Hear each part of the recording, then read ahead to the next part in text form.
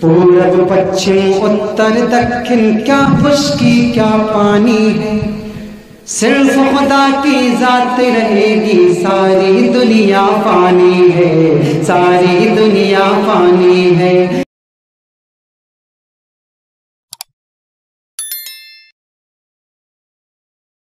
پورے سال کی معافی چاہتا ہوں یا چاہتی ہوں اور شیئر کر دینے سے معاف نہیں ہوتے۔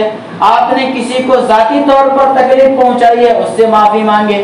آپ کی وجہ سے کسی کو تکلیف پہنچی ہے، اس سے معافی مانگے۔ آپ کے اندر اگر کوئی برائی ہے، ہمارے اندر کوئی ایسی برائی ہے جس سے اللہ تبارک و تعالی ناراض ہوتا ہے، اس سے دائمی توبہ کریں۔ ہمارے والدین ہماری وجہ سے اگر تکلیف میں مبتلا ہے یا پوری زندگی میں کبھی ہم نے ان کو تکلیف پہنچائی ہے تو ان سے معافی مانگے۔ جن کے والدین دنیا سے گزر چکے، فقہا یہ فرماتے ہیں کہ اگر ان کے لیے وہ مغفرت کی دعا کرے اور ان کے ملنے جلنے والوں کے ساتھ اچھا ویوہار کرے اور اچھا معاملہ کرے تو اللہ تعالیٰ کی ذات سے امید ہے کہ وہ لوگ والدین کے فرما برداروں میں شمار کیے جائیں۔ ظاہر ہے کہ بہت سارے لوگ ایسے بھی ہیں جن کے والدین اس دنیا سے جا چکے اور انہوں نے ان کی زندگی میں نافرمانی کی، ان کی زندگی میں ان کو ستایا، تو ان کی معافی کی شکل کیا ہے؟ ان کی معافی کی شکل یہی ہے کہ آپ جو ان کے دوست اور احباب ہیں، آپ کے والدین کے، ان کے ساتھ اچھا برتاؤ کریں اور آپ اپنے والدین کے لیے ایصال ثواب کریں، دعائے مغفرت کریں۔ تب اللہ کی ذات سے امید ہے کہ فرما برداروں میں شمار کیے جائیں۔ اب اس رات کے اندر کرنا کیا ہے؟ اب بیان ختم ہوگا، چائے پیئیں گے، جا کر کے تھوڑی دیر بعد گپ شپ کریں گے، جا کے سو جائیں گے، یہی کرنا۔ اس رات کو قیمتی اگر بنانا ہے تو نفلی عبادت، اور نفلی عبادت کے اندر قرآن پاک کی تلاوت، جتنی اللہ تبارک و تعالی توفیق دے، نفل نماز، اور نفل نماز سے بہتر ہے قضائے عمری۔ قضائے عمری کس کو کہا جاتا ہے اس کو سمجھیں۔ جس دن ہم بالغ ہوئے اس دن سے ہمارے اوپر 5 وقت کی نماز فرض ہو گئی۔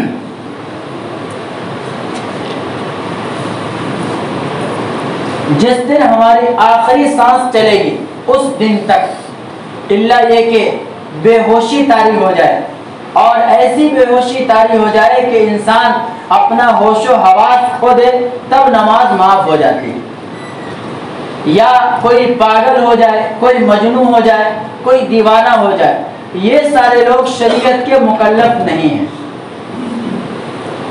جس دن سے ہم بالغ ہوئے اس دن سے لے کر کے اور آج تک ہماری کتنی نمازیں چھوٹی، اس کا آدمی حساب لگائے۔ ہماری عمر 40 سال ہے، 35 سال ہے، 55 سال ہے۔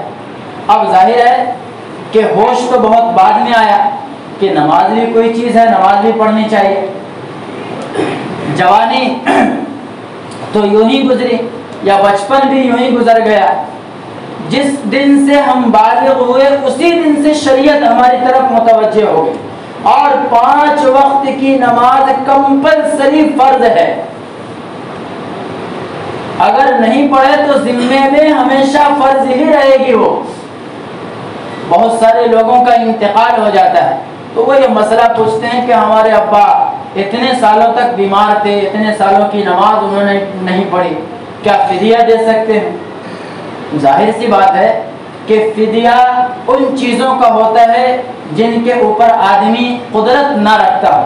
اب آپ ماشاءاللہ تندرست ہیں، جوان ہیں، اور نماز نہ پڑھیں اور مرنے کے بعد آپ کی اولاد یہ کہے کہ ابا کی طرف سے میں فدیہ دے دیتا ہوں، تو یہ تو کوئی فدیہ ہی نہیں ہے۔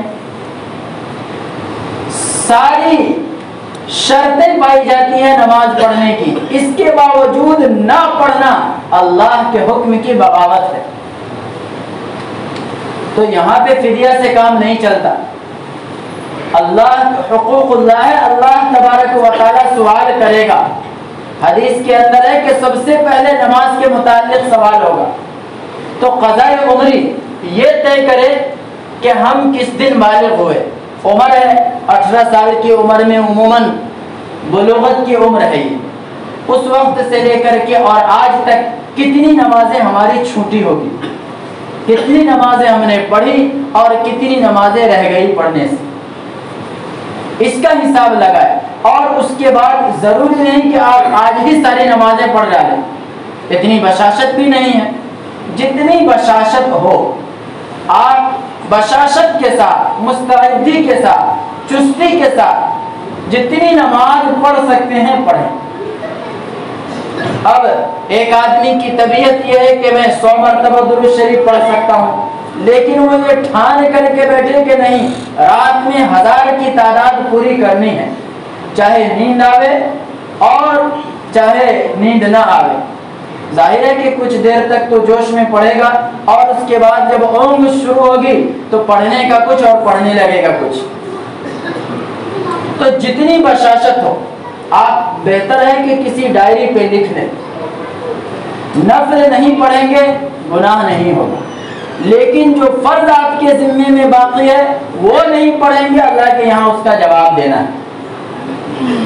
دیکھیے زندگی کو بالکل کلیئر کٹ بنائیے, زندگی کے اندر جھول بالکل ختم کیجیے, بالکل صاف شفاف زندگی اللہ کے دربار میں لے جانے کی کوشش کیجیے. اپنی حد تک جتنی کوشش ہو سکتی ہے انسان اس کا مکلف ہے. لا یکلف اللہ نفسا الا وسعها لها ما کسبت وعلیہا ما اکتسبت. انسان کی جتنی طاقت ہے اللہ اتنی ہی کا مکلف بناتا ہے. انسان کی طاقت سے زیادہ کا اللہ مکلف بالکل نہیں بناتا. آپ ڈائری پہ لکھیں کہ میری کتنی نمازیں قضا ہوئی. اب فجر میں پہلے آ گئے, ایک دن کی فجر کی نماز پڑھنا شروع کر دیں. ظاہر ہے کہ ایک دن وہ بھی آئے گا کہ آپ کی فجر کی جتنی قضا نمازیں ہیں سب مکمل ہو جائے. ظہر میں آئے ایک نماز ظہر کی پڑھنی شروع کر دیں. صرف فرض کی قضا ہے, جو سنت ہیں ان کی قضا نہیں. اور دوسرا مسئلہ یہ سمجھیں کہ جو نمازیں آپ کی سفر میں قضا ہوئی ہیں ان کو 2 ہی رکعت پڑھنی ہے, اور جو نمازیں حضر کی قضا ہوئی ہے ان کو مکمل پڑھنی ہے.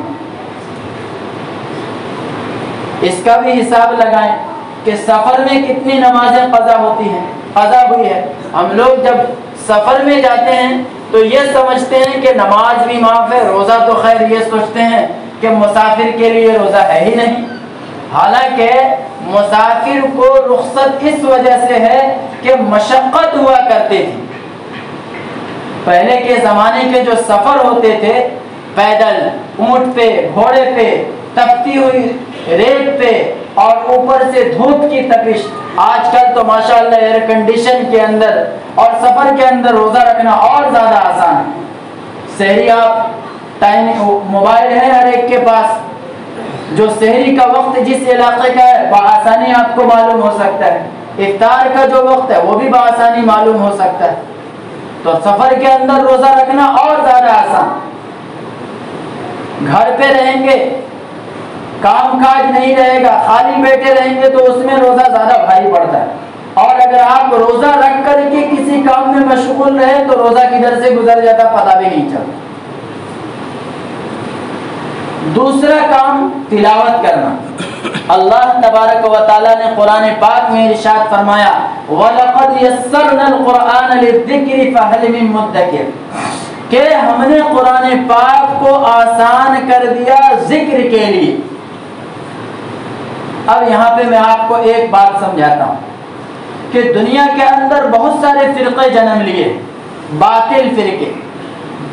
ایک فرقہ آیا ہے اہل قرآن, جن کا یہ ماننا ہے کہ قرآن ہی سب کچھ ہے, اور ان ظالموں نے یہ حد پار کر دی کہ اللہ کے نبی کا انکار کر دیا, حدیث کا انکار کر دیا, اور حدیث میں بھی ساری حدیثوں کا انکار کر دیا.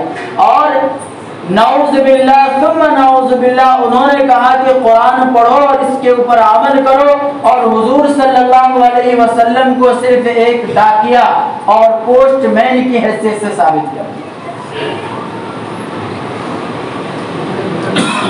تو ان کے اندر خرافات کہاں سے آئی؟ انہوں نے دین کو صحابہ کرام کی زندگی یا اسلاف سے یا جو دین منقول ہے ان سے سمجھنے کی کوشش نہیں کی۔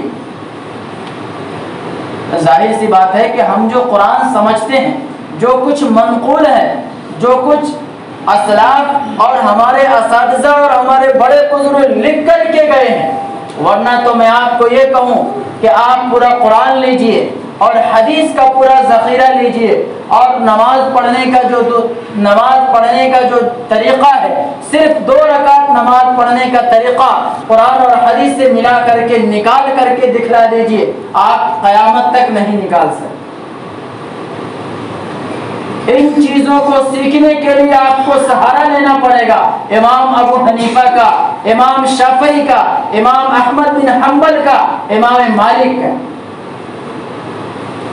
تو یہ جو فرقہ پیدا ہوا، انہوں نے یہ کہا کہ قرآن پڑھو اور سمجھو، اور ظاہر سی بات ہے کہ جس نے نبی کا انکار کر دیا اس کے اسلام سے خارج ہونے میں کوئی شک و شبہ ہی نہیں ہے۔ حضرت شیخ الہند رحمۃ اللہ علیہ جب مالٹا کی جیل میں گئے اور وہاں انہوں نے مسلمانوں کی مجموعی حالت دیکھی، تو وہاں انہوں نے یہ عہد کیا تھا کہ اگر میں باہر جاؤں گا تو میں اپنے شاگردوں سے کہوں گا۔ حضرت مالٹا کی جیل میں رہ کر کے نہایت کمزور ہو گئے اور ضعیف ہو گئے، اور انہوں نے یہ وہاں عہد کیا تھا کہ اس جیل کے اندر جو مسلمان بند ہیں، ان کی جو حالت میں دیکھ رہا ہوں دینی اعتبار سے، یہاں سے میں یہ عہد کر کے جاتا ہوں کہ دنیا کے کونے کونے میں جاؤں گا اور ہر ایک کو کہوں گا کہ قرآن کے الفاظ کو بھی پڑھو اور قرآن کے ترجمے کو بھی پڑھو۔ اگر اپنے ایمان کی سلامتی چاہتے ہو، حضرت شیخ الہند کا یہ بہت تاریخی جملہ ہے۔ اس کے بعد انہوں نے ترجمہ شیخ الہند کے نام سے قرآن پاک کا ترجمہ لکھا، اور بہت زمانے تک سعودی عرب سے یہ ترجمہ چھپتا بھی رہا۔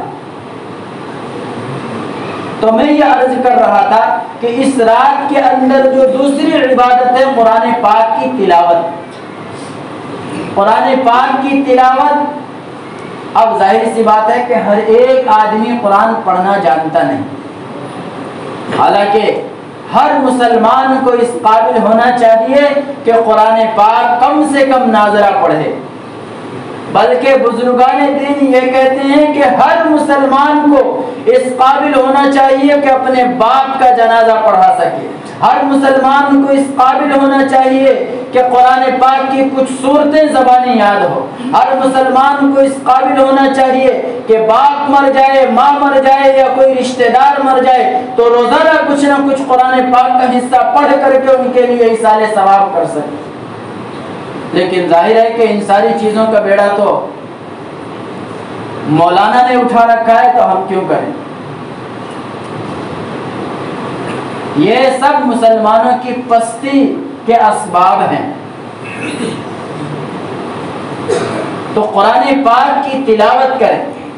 بزرگوں نے یہ لکھا ہے کہ اگر کوئی قرآن پاک کی تلاوت کرنا نہ جانتا ہو اور قرآن پاک کی محبت میں قرآن پاک کھول کر کے صرف اس کے اوپر انگلی بھی پھیرے گا تو اس کو ثواب ملے گا۔